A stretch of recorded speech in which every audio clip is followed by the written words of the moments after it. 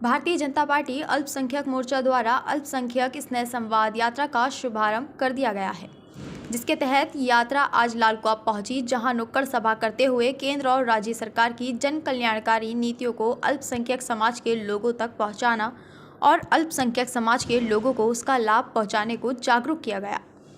लालकुआं में आयोजित अल्पसंख्यक स्नेह संवाद यात्रा की नुक्कड़ सभा में पहुंचे अल्पसंख्यक मोर्चा के राष्ट्रीय उपाध्यक्ष एवं उत्तराखंड प्रभारी मुफ्ती अब्दुल वहाब कासमी ने कहा कि आज़ादी के बाद से अल्पसंख्यक लोगों को विपक्षी पार्टियों द्वारा भ्रमित किया जाता रहा है, लेकिन अब अल्पसंख्यक समुदाय का रुझान भाजपा की ओर बढ़ रहा है, जिसका परिणाम देश में भाजपा की सरकार है।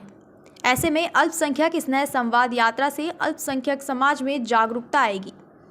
अल्पसंख्यक मोर्चा के प्रदेश अध्यक्ष इंतजार हुसैन ने कहा कि पूरे उत्तराखंड में अल्पसंख्यक स्नेह संवाद यात्रा की शुरुआत की गई है, जो कि हर जिले में जाकर अल्पसंख्यक समुदाय के लोगों को जागरूक करेगी, जिसमें केंद्र और राज्य सरकार की जन कल्याणकारी नीतियों को बताया जाएगा। यात्रा का समापन 10 फरवरी को विकासनगर देहरादून में मुख्यमंत्री पुष्कर सिंह धामी द्वारा किया जाएगा।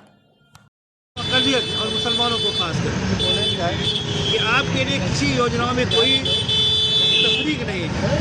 सभी योजनाओं का लाभ आपकी जो आबादी है 18% मान लिया जाए, उससे आपको जस्ट डबल दिया जा रहा है।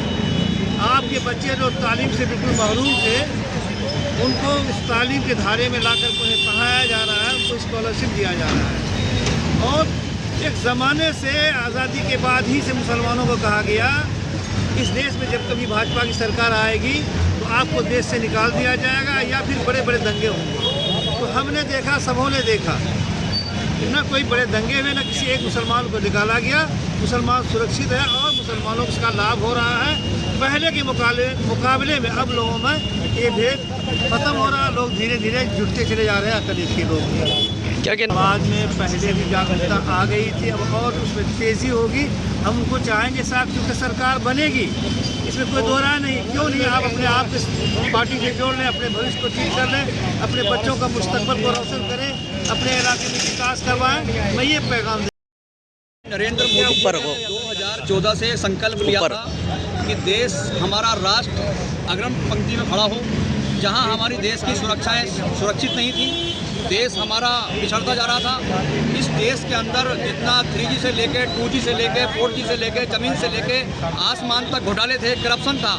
प्रधानमंत्री नरेंद्र मोदी जी ने 2014 में ये करप्शन ख़त्म करने का काम किया।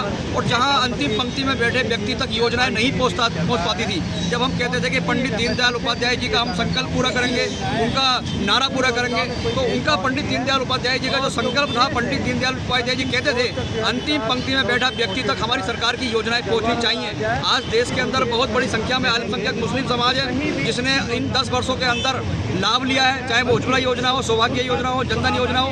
सारी योजनाओं पर लाभ लेने के बाद क्या अल्पसंख्यक समाज को भारतीय जनता पार्टी के साथ खड़े नहीं होना चाहिए? जिस प्रकार से हम कह रहे हैं 400 पार प्रधानमंत्री नरेंद्र मोदी ने संकल्प लिया है कि देश के अंदर तीसरी बार प्रधानमंत्री नरेंद्र मोदी जी बनने वाले हैं, और उनके संकल्प पूरा करने के लिए जहां अल्पसंख्यक मुस्लिम क्षेत्र हैं, जहां अल्पसंख्यक मुस्लिम विधानसभा है, जहां पर अल्पसंख्यक पूर्ण बहुमत के साथ रहता है, जिस विधानसभा में अल्पसंख्यक रहता है, हम उनसे निवेदन करने के लिए निकले हैं 15 दिन तक लगातार कि भारतीय जनता पार्टी के साथ आए। आने वाला समय भारतीय जनता पार्टी का है। आने वाला समय का शुभारंभ संभाग कार्यालय हल्द्वानी से किया गया है, जिसका समापन विकासनगर में किया जाएगा। और निश्चित रूप से जो हम एक संवाद के माध्यम से निकले हैं, तो हमें लगता है कि आने वाले 2024 में जिस प्रकार से हम नरेंद्र मोदी जी तीसरी बार प्रधानमंत्री बनने वाले, अल्पसंख्यक मुस्लिम बहुमत के साथ